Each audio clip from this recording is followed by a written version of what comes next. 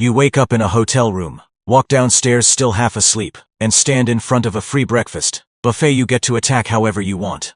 Eggs, bacon, waffles, a bowl of fruit, 2 pastries you didn't need, a coffee refilled twice. Maybe a second for the road. Nobody stops you. Nobody counts your plates. You already paid for the room. So as far as you're concerned, this part is a gift. Except it isn't a gift. It never was. This looks, on paper, like the most reckless giveaway in the hospitality industry. A hotel throwing its doors open to strangers who have every incentive to eat like it's their last meal on earth, for a cost buried somewhere inside a room rate they've already forgotten. And yet the free hotel breakfast buffet has become one of the most carefully engineered profit tools in the entire industry. Not from the eggs, from you. Every tray, every plate size, every minute those chafing dishes stay lit has been arranged so the thing you think is a freebie is actually doing several jobs at once, and feeding you is the smallest one. The twist waiting at the end of this is shaped exactly like the buffet's own trick. The same features that make hotel breakfast feel generous are the ones quietly working against it right now, and some of the biggest names in the business are ripping the whole thing out. Start with the number that should sink this before it even floats. Somewhere in that breakfast room every single morning is a guest loading a plate with 4 sausages, 3 eggs, a waffle, and 2 muffins for the room. The hotel is losing money on him cheerfully without saying a word. But he is not the guest. The breakfast is built around, because a hotel does not price its free breakfast against its hungriest guest. It prices it against its average one, and the average one is nowhere near as hungry as the guy loading the waffle station. Be honest with yourself here. When you go down for a hotel breakfast, are you building a plate like you're getting your money's worth, or are you grabbing a coffee, half a bagel, and heading straight for the elevator because you have somewhere to be? Tell me in the comments which one you actually are. Because the answer says more about this business model than any spreadsheet could. Because here's the part almost nobody clocks. Most guests at a hotel are not on vacation. They are traveling for work, checking out in 9 minutes, or they are groggy parents, trying to get 2 kids dressed before a flight. The single biggest group walking through that breakfast room every morning is not there to feast. They are there to grab something fast, caffeinate, and leave. Industry data on hotel breakfast participation backs this up hard. A large share of guests either skip the free breakfast entirely, or take a fraction of what's on offer, and the ones who do show up spend, on average, only a handful of minutes in the room.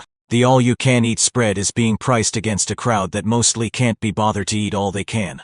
Think of it less like a restaurant and more like a gym membership. A gym signs up thousands of members knowing full well that most of them will show up twice in January and never again. And the membership price is set against that reality, not against a handful of people who actually train 5 days a week. Hotel breakfast runs the same play. The overeaters exist, they're real, and they get quietly absorbed into a much larger pool of people who take 1 croissant and vanish. Get enough travelers through the doors and the big eaters disappear into the average. And the average is where this whole thing survives. Now watch how carefully that average gets protected. Because almost none of what you see on a hotel breakfast buffet is an accident. The first and biggest lever isn't even on the buffet table. It's the room rate itself. This is the piece most guests never register. At a huge number of hotels, that free breakfast was never free. It was priced into the room the moment you booked it. A property offering breakfast will often run a nightly rate a few dollars higher than an identical property down the street that doesn't. And travelers rarely do the arithmetic to notice. Because free breakfast included reads as a bonus, not a line item. The hotel has taken a cost, folded it invisibly into a number you already accepted, and handed you back the feeling of getting something for nothing. You paid for the eggs at checkout, 3 days before you ate them, in a currency that didn't look like money. Labor is the second lever, and it disappears the same way it does behind the Vegas buffet's own kitchen doors, silently. No server takes your order, plates your food, or clears your table. You walk up, you serve yourself, you carry your own tray back, and you do every piece of that labor for free. In a full-service restaurant, staffing a breakfast shift, cooks, servers, a host, a dishwasher, is one of the heaviest costs in the building. A hotel breakfast room needs 1 or 2 attendants to refill trays and wipe counters, running a buffet that could otherwise require 6 times the staff. The self-service model isn't a design choice made for your convenience. It's a payroll decision wearing a friendly face. Sitting right there in the chafing dishes is the third lever. and it has been chosen with real precision. Scrambled eggs made from liquid egg product bought by the gallon. Bread and bagels bought by the case. Cereal dispensed from a bulk gravity bin, not individual boxes. Powdered or concentrate-based juice. Water down to a specific ratio, served from a machine instead of a carton. Coffee, which might be the single most important item in the entire room, costs pennies per cup to brew, and is functionally unlimited, because unlimited coffee is cheap. Goodwill that buys enormous guest satisfaction for almost nothing. None of this is inferior by accident. It's cheap because cheap is the entire point, chosen specifically because the cost of feeding one more guest, a waffle or a scoop of eggs, rounds down to almost nothing. Nothing about the layout is as innocent as it looks. Either, walk into almost any hotel breakfast room, and the first things in your path are the carbs, muffins, bagels, cereal, toast, a bowl of fruit. The bacon and eggs, the closest thing to real protein in the room, tend to sit further back, sometimes behind a small counter where a single attendant is quietly controlling the pace of refills. By the time you reach the eggs, you've already got a bagel half-eaten, and a bowl of cereal on your tray. Your appetite, the loudest thing about you when you walked in, has already been spent on the cheapest food in the building. Portion sizes do the rest of the work in silence. Small plates, small bowls, small coffee cups that need refilling constantly. A juice dispenser that pours a standard shot into a small glass, rather than letting you fill a pint. None of it stops you from going back for more.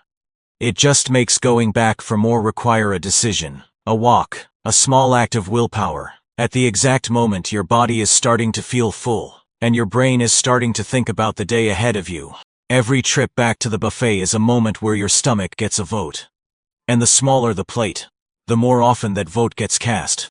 Then there is the lever that costs the hotel absolutely nothing and might be doing the most work of all, the clock. Hotel breakfast runs for a window, typically 2 or 3 hours, and then it's gone. That window isn't generosity. It's a forcing function. It clears the room for housekeeping. It discourages the kind of grazing all morning behavior that would actually threaten the economics, and it nudges the exact crowd the hotel is counting on, business travelers on a schedule, into eating fast and light, rather than settling in for a leisurely, all-you-can-eat marathon. A guest with a 9 a.m. meeting is never going to be the fifth plate hero. The clock makes sure of it before the food ever has to. And underneath every one of these levers sits the same quiet truth that makes the entire model work. Most people simply do not eat that much in the morning. Breakfast, biologically, is not the meal where humans go to war with a buffet. Appetites are smaller, mornings are rushed, and the psychological, I'm getting my money's worth instinct that drives people to overeat at a dinner buffet barely shows up before 9 a.m. The hotel isn't fighting your appetite. It's betting on the fact that, at 7 inches the morning, your appetite was never going to be much of a fight in the first place. There is one more lever, and it's the one that turns breakfast from an amenity into a marketing weapon. Kids eat free. Almost every mid-scale chain runs some version of this, and on the surface it looks like the hotel giving away even more food for even less reason. In practice, it's one of the cheapest customer acquisition tools in the entire business. A child eating a bowl of cereal and half a waffle costs the hotel almost nothing, a few cents in bulk ingredients. But the offer itself is what tips a family of 4 toward booking this property instead of the one across the street. The hotel isn't losing money on the kid. It's using the kid as bait to lock in 3 or 4 paying room nights it might otherwise have lost to a competitor advertising the exact same room rate without the same line of fine print. Loyalty tiers work the same trick from a different angle.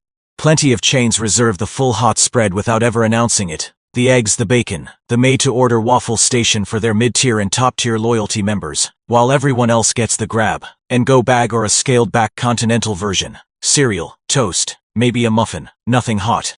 It looks like a perk. It functions as a filter.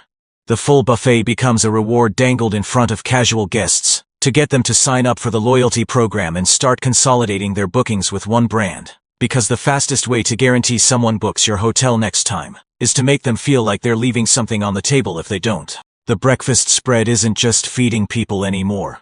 It's sorting them.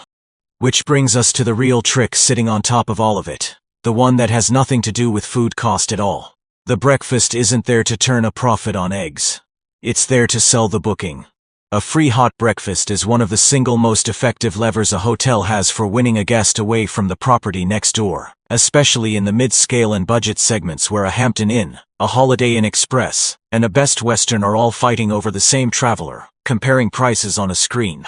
Studies inside the industry have repeatedly found that free breakfast included moves bookings more than almost any other amenity a hotel can advertise, more than a pool, more than a gym, sometimes more than a modest price difference itself. The breakfast isn't the product. It's the thing that gets the transaction to happen at all. The same way the ice sculptures and endless crab legs in Vegas were never meant to make money on their own. They were bait to get you through the door so something else could collect. Here the something else is the booking itself, the loyalty point, the guest who chooses this brand over the other one on 100 future trips because breakfast was one less thing to think about. So that's the machine, and it's a genuinely elegant one. A room rate that quietly absorbs the cost before you ever sit down. A dining room staffed by almost nobody because you're the staff. A menu built entirely from the cheapest calories a kitchen can buy. A floor plan that spends your appetite on bread before you reach the eggs. A clock that closes the whole operation before anyone can really test its limits. And underneath all of it, the dead reliable fact that human appetite at 7 inches the morning is a much smaller thing than human appetite at 7 at night. Which leaves one enormous question hanging in the air. If this is this well built, this well defended, why are so many hotel chains quietly cutting it back or getting rid of it altogether? Because they are. Several major chains have shrunk their free hot breakfast down to a grab-and-go bag, a muffin and a bottle of juice, handed over at the front desk, instead of a room full of chafing dishes. Others have started charging for what used to be included, or reserving the full spread for their loyalty program's top tiers only. To understand why, you have to look at the two things holding this whole model together, and what happens when either one gets pulled out from under it. First up is the same fault line that broke the Vegas buffet. The cost of the food underneath it was never fixed, and lately it has refused to sit still.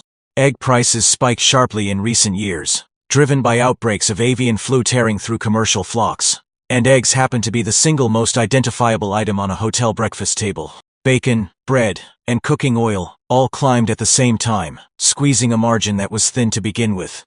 A model that survives on ingredients costing pennies per gram US starts to buckle the moment those pennies start multiplying, and a hotel cannot simply ask its guests to eat less. The entire appeal of the offer is the opposite of that. Labor is the quieter killer, and it's the second crack.